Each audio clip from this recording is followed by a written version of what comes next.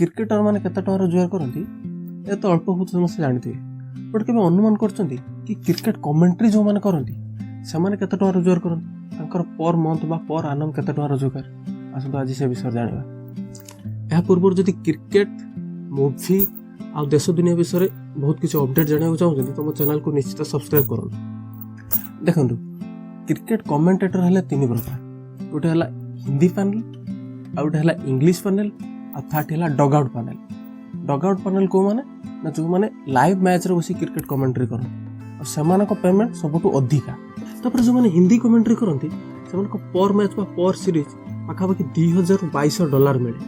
या सहित जो माने इंग्लिश कमेंट्री करंती सेमानक पर मैच बा पर सीरीज $2000 ରୁ $2500 पर्यंत मिले।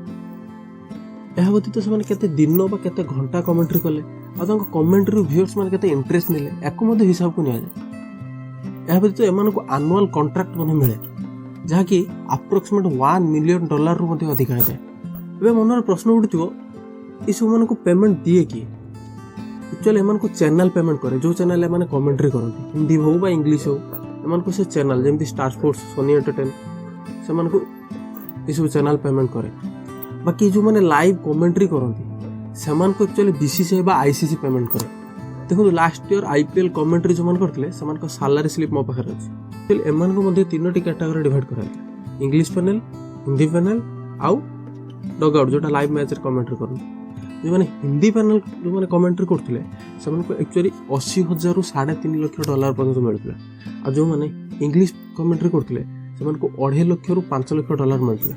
आ जो माने लाइव मैच कमेंट्री करथिले सेमान को एक्चुअली 5 लाख ରୁ $7 लाख पर्यंत पेमेंट मिलथिला। टोटाली ऑल क्रिकेट बोर्ड रे जति कमेंट्री अछन जो माने कमेंट्री करछथि सेमान को मधर सबटु इंडियन कमेंट्री जो माने करूछथि अर्थात इंडियन कमेंटेटर सेमान को सबटु अधिक पेमेंट मिले जेहेतु माने बीसीसीआई जो माने इंडियन क्रिकेट कंट्रोल बोर्ड से सबटु रिचेस्ट बोर्ड अछि से सेमान को सबटु अधिक पेमेंट मिले।